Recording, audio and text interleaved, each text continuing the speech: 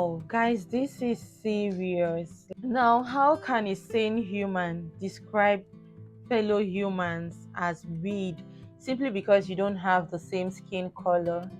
That's really, really terrible.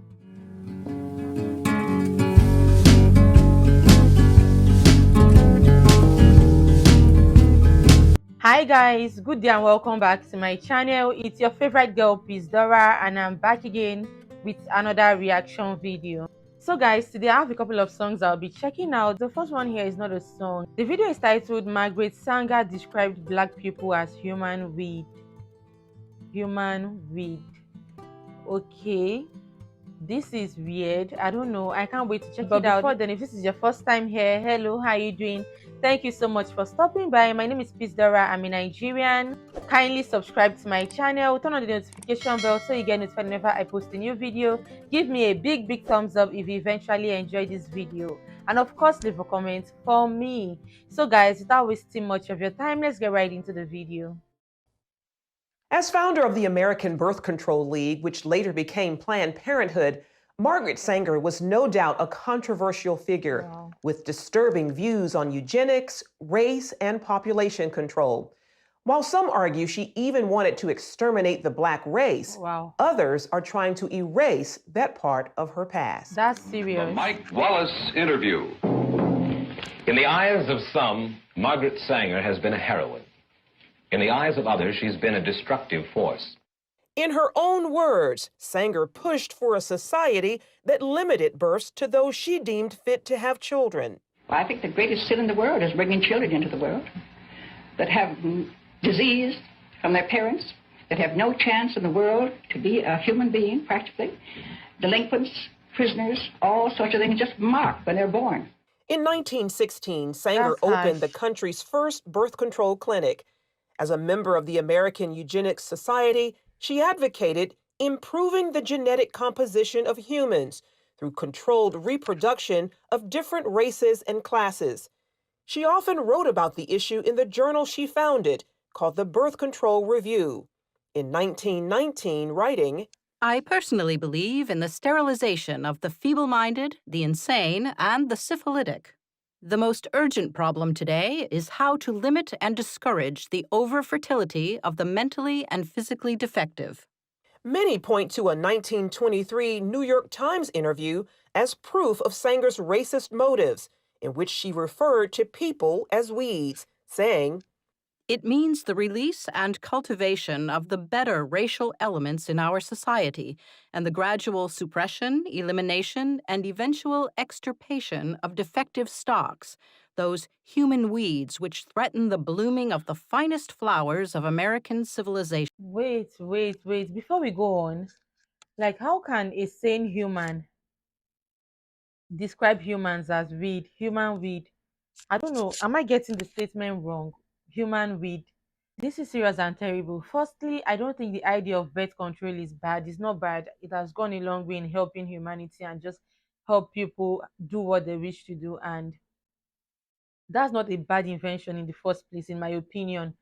But then, how doing it with motives of wanting to eliminate a particular race or something else is just what is ridiculous to me. I don't know. Let's just keep watching.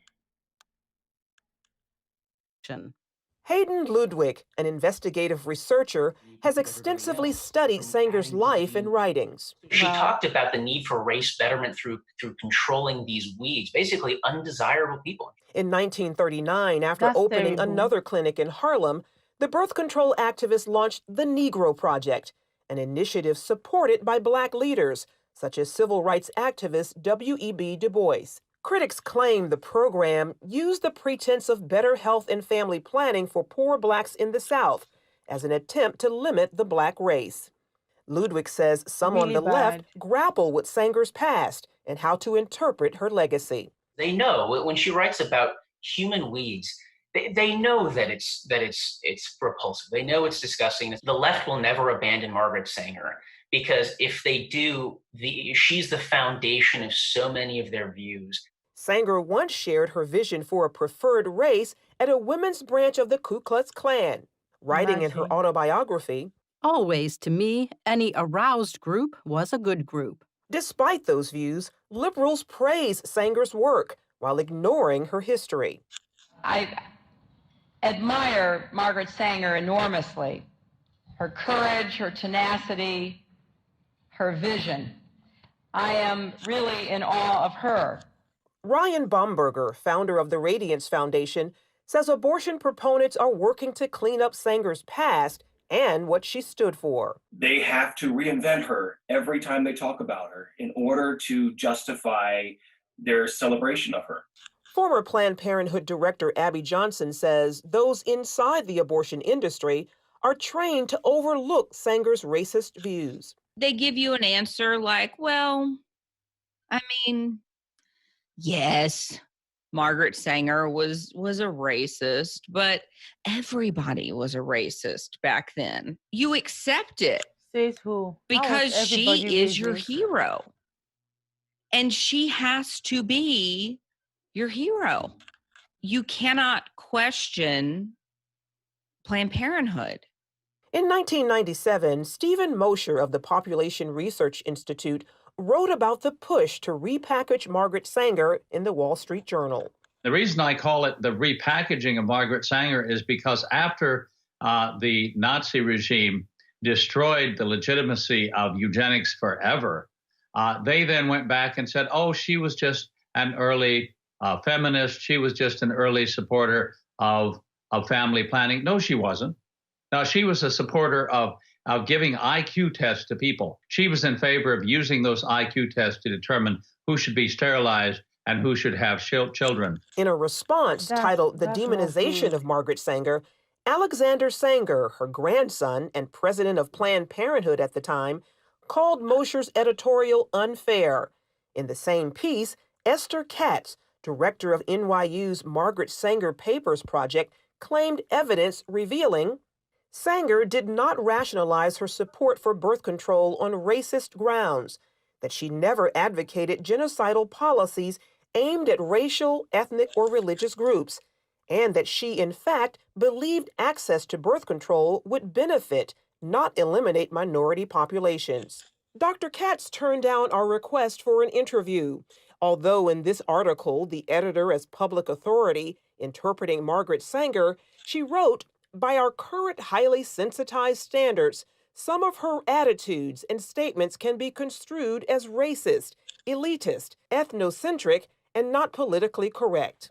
In 1942, Margaret Sanger's American Birth Control League became Planned Parenthood, which has moved to fulfill its founders' goals, helped greatly by the Supreme Court decision in Roe v. Wade. Under the veil of secrecy and deception, 60+ million babies have not been born because they were aborted legally since '73. 1/3 of that population belonged to the African American community. A frightening and telling number, given blacks make up only 13% of the U.S. population. Dan Gaynor of the Media Research Center says that Sanger's true mission remains alive and well throughout today's abortion industry. Look at the maps. See where the abortion facilities are. They are near places where people are marginalized, people are poor, people are minority, and that's their target market. Generation after generation, we have built a better world for our daughters. Because of allies in the media and academia, Gaynor also points out how speech from conservatives and others about Sanger's past, Planned Parenthood practices, and abortion is often classified as hate speech. There is nothing as close to a sacrament in the media as abortion. It is a holy writ that abortion is protected. And anybody who comes out against it, any organization, any business, anybody, the media swarm. So does social media. Facebook's new oversight board, and this is really concerning, has 4 co-chairs. And they're going to be the appeals board for content. Well, one of the 4 oversight board is on the board of an pro-abortion group. There's no pro-lifers. They're not there. The problem also exists on many college campuses. I remember at Harvard, they laughed when I was talking about the history of eugenics. And they said, that doesn't matter. Planned Parenthood is not like it was during Margaret Sanger's days. Those who oppose her views say not true. and are committed to exposing her past for future generations. Charlene Aaron, CBN News. Well, keep in mind this is a serious matter. You're trying to revise history to suit a political agenda and suit a political argument. The source of that story, curiously, is a group called NewsGuard, and what they're self-appointed watchdogs of news organizations, and obviously coming from the left. CBN News had published a series of articles on Alveda King and had quoted her accurately, saying that Margaret Sanger thought that black people were human weeds. Well, he came at us for that and saying you can't quote her accurately. You always have to put a disclaimer that there's no evidence that Margaret Sanger ever used the term human weeds. And he, in turn, quoted Esther Katz, who said that she had reviewed all of Margaret Sanger's papers and couldn't find any evidence that she ever used the term human weeds. Well, she knows full well about that New York Times article, and what she was saying is, well, within her papers, it's not there. But within the public record, it is there. And so there's a conscious effort to rewrite history and declare her as some kind of hero that we should all look up to and ignore the root of Planned Parenthood, which is quite clearly eugenics. Now, you go back to the title of that New York Times article, and it says, "Creating a Race of Thoroughbreds." So it's selective breeding. Yeah. That's what this is all about. And within that selective breeding, you have to breed out what you think is undesirable. Well, in today's world, that is morally reprehensible. And you can't change that history, and you shouldn't even try to change that history. I don't understand this, but here at CBN News, we want to set the record straight. Here's what Margaret Sanger really believed. And it's interesting because it is very much like Hitler and the move against the Jews. Well, eugenics was at the core of Hitler. Exactly. And we all recognize how reprehensible that was, but because this has political attachments to it for other issues, other things, including this issue. I mean, people just refuse. Yeah. Just refuse. And if you doubt that there's some eugenics behind it, just take your own survey. In my hometown, when you go out and look for the Planned Parenthood, you have to drive to certain neighborhoods to find those clinics. There's a reason that they place them geographically there, so that they're in walking distance. Do that same test in your hometown, and then take a look at, well, where do they geographically locate these clinics? And then you've got to start asking the question, why? Well, CBN is launching a new prayer initiative, and part of that prayer is seeing some of this change. You look at what's going on in America today, and you look at the drive, and it's a just drive for equality in America. Yes. And, look at this past story. What would America look like today if 20 million African-American babies had not been aborted? Well, how far along would we be to racial equality? We've got COVID-19. There are locust swarms. There are hurricanes that are being threatened. Our economy's in shambles. We're so politically divided, we can't even talk to each other. Wow. Let me underline that one. We can't have a conversation. We have to shout at one another. And we have to try to outshout one another. We need to pray. We need to have God come in and bring peace. So we have a prayer initiative, and we're asking you to join us. All we're asking is, will you stand one time a day and pray for your home, pray for your neighborhood, pray for your nation?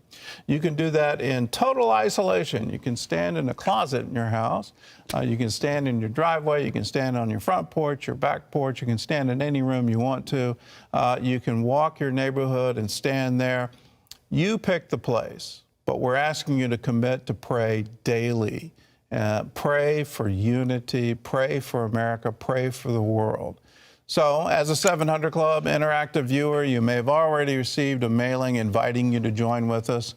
And so, all you have to do is mail in your response, or if you didn't get the mailing, call us, 1-800-700-7000, or you can go to Oh our my God. website, cbn.com/standandpray, or you can even text us, The world text definitely the needs word pray to prayers, honestly. 71777. And you'll be community. Well, we've got a wonderful world, a I love map of what these America people are showing all doing. the different Honestly, I love states what and they how are many doing. people have registered to pray. And we want to show we're praying. Let's show that we're standing, we're declaring the goodness, the promises of God. We also have a free prayer card for you. You can place on a doorway or a window just to remind you to please pray, please stand and pray. We can also get a daily scripture reading by my father by email that will encourage you and give you some prayer points. So do it. Sign up. Let's pray. God can be an answer, will be the answer. All we have to do is ask Him. Definitely. Hello, I'm Gordon Robertson. Thanks for watching the video. Be sure to like, subscribe, and hit the... Wow, guys, this is serious. Like, this is really, really serious. Now, how can a sane human describe fellow humans as weed simply because you don't have the same skin color? That's really, really terrible. I feel like this is a controversial topic. I don't even know what to say about it. Firstly, I would say the idea of birth control and Planned Parenthood is not bad. It's not a bad thing. It has helped a lot of families. It has helped a lot of people. It has helped humanity at large. It has helped a lot of people plan their families and do what they think is right for them and what they really want to do with their lives. But coming up with this idea with the intent of eliminating a particular race, now that's terrible. That's really, really, really terrible. I don't know why a sane human would be racist. Why? I don't know. I'm human. I have the same nose as you. I have the same, I don't know. I'm human. I'm also human. I have the same eyes. I have one mouth. I have two hands as you. I have two legs. I don't have a tail. I'm just like you. So why would you hate me? Why would you be racist? Like, how? I don't get it. Why? Honestly, it's terrible and I don't even know what to say. And as this person have said, we need to pray. At this time and age, we need God to intervene. We just need to pray. Whatever it is you believe in, whatever it is you're doing, just do it with a good heart. Just do it with a clean heart. Like I would always say, to me, humanity is the only race that I know. As far as you're human, that's it. I believe that we are one. Okay? And I don't know, God is going to help us. God is really, really going to help us because this is insane, honestly. Like, it's well. Thank you guys so much for watching this one with me. I don't know, can you please share your thoughts with me? Just tell me what you think because I'm short of words right now. I have a lot to say, but I don't even know how to communicate it. I don't know how to just put it into words and express myself because this is a lot. Like, how it doesn't even make sense to me that someone who have such mentality. It's well. Thank you guys for watching. I hope you enjoyed this one. Please share your thoughts with me. Share this video with your friends and loved ones. That's one way you can support the channel. Give me a big thumbs up. Do not forget to subscribe to the channel. I love you. God bless you. Stay safe out there and I'll see you all on my next video. Bye.